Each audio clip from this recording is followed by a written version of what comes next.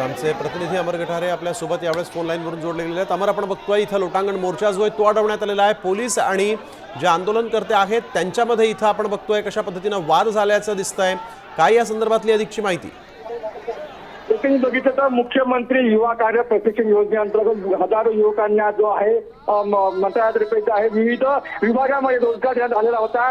मात्र त्यांना 9 महिन्यानंतर जो आहे त्यांचा जो कालावधी संपल्यानंतर त्यांना जो आहे तो त्यांचा रोजगार गेला त्यानंतर आज संपूर्ण राज्यातील विविध क्षेत्रात विविध विभागामध्ये शासकीय विभागामध्ये काम करणाऱ्या जे युवक होते त्यांनी आज विधानसभेवर जे आहे तो मोर्चा करण्यात ठरवलं होतं। तो त्यांचा जो संपूर्ण विदर्भातून जे राज्यातून जे लोक जे आलेले होते संपूर्ण यशवंत स्टेडियमवर गोळा झाले होते। मात्र पोलिसांनी जे आहे यशवंत स्टेडियमचं गेट बंद करून घेतलं, त्यांना विधान भवनावर जाता आलं नाही।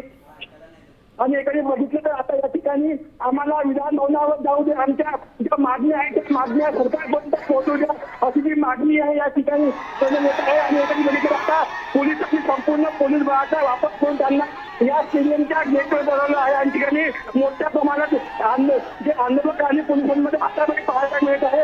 एकाने बघितलं तर त्यांना आम्हाला पुन्हा जो आहे पुन्हा आम्हाला रोजगार शासन उपलब्ध करून द्यावा। 9 महिन्यानंतर शासन आमचं कुठेतरी पुन्हा विविध विभागामध्ये आमचा विचार केला होता, मात्र अजूनपर्यंत आम्हाला ऑर्डर दिल्याने असा जो आरोप आहे आंदोलन केला आहे। मात्र या ठिकाणी आता बघितलं तर संपूर्ण आंदोलक आणि पोलिसांमध्ये मोठ्या प्रमाणात हातापाई पाहायला मिळत आहे। या ठिकाणी मोठ्या प्रमाणात सरकारविरोधी ज्या घोषणा देण्यात सुरू होता, मात्र या ठिकाणी आता पोलीस जे आहे पोलीस बळाचा वापर या ठिकाणी करत आहे।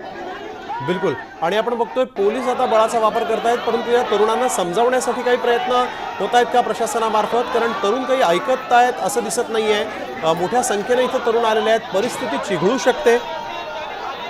एकंदर बघितलं सकाळी 7 वाजतापासून जे आहे संपूर्ण महाराष्ट्रातून जे आंदोलक आहे या स्टेडियमवर गोळा होत होते आणि 1 वाजता त्यांचा जो मोर्चा आहे तो विधानसभेत झाला होता। मात्र पोलिसांनी त्यांच्यासोबत काही बोलणी केली, त्यानंतर त्यांना असं सांगितलं की पोलिसांचे प्रशासनाचे किंवा सरकारचे जे प्रतिनिधी आहेत ते या ठिकाणी येथील व आंदोलकांसोबत बोलणी करतील। मात्र आता दुपारी 3 वाजून गेले, मात्र या ठिकाणी तो अजूनही कोणीही प्रशासनाकडून किंवा सरकारकडून या ठिकाणी आंदोलकांसोबत बोलणी करण्यासाठी आलेलं नाही, त्यामुळे आता आंदोलन जे आहे ते आक्रमक झाले आहे।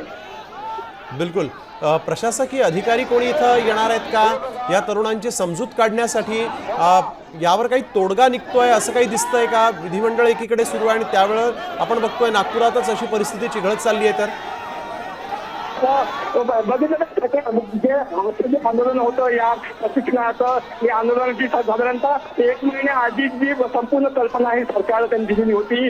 अत्यंत जो पूर्वनियोजित जो मोर्चा तो ठरलेला होता आणि यावर काहीतरी सरकारने तोडगा काढावा अशी जी मागणी त्यांनी केलेली होती। मात्र सरकारकडून कोणत्याही प्रकारे त्यांची दखल घेतली नाही। आता त्यांना पोलिसांकडून सांगण्यात येत आहे की काही वेळानंतर सरकारचे जे प्रतिनिधी आहेत त्या ठिकाणी येईल, तुम्ही त्यांच्यासोबत बोलणं करू शकता। मात्र अजूनपर्यंत कोणीच आलेलं नाही, त्यामुळं यांची जे भावना आहे ते तीव्र झालेली आहे। आपण या ठिकाणी पाहू शकतो की अजूनही पोलीस आणि आंदोलकांमध्ये मोठ्या प्रमाणात लढाई आता या ठिकाणी पाहायला मिळतो आहे। आंदोलक पोलिसांच्या अंगावर गेलेले आहे। आपण या ठिकाणी पुन्हा वाहता जो आहे संपूर्ण आंदोलन चिघळताना दिसून येत आहे। मात्र अजूनही सरकारकडून कोणीही आंदोलकांमध्ये बोलण्यासाठी आलेलं नाही। बिलकुल, आंदोलक जे आहेत त्यांना पूर्णपणे घेरल्याचं इथं सगळं हे दृश्य दिसतंय, त्यामुळे ही परिस्थिती आणखीन चिघळू शकते। इथं पोलिसांनी अतिरिक्त पोलिसांची कुमक मागवलेली आहे का? पोलिसांचा बंदोबस्त कसा या संदर्भात काही माहिती?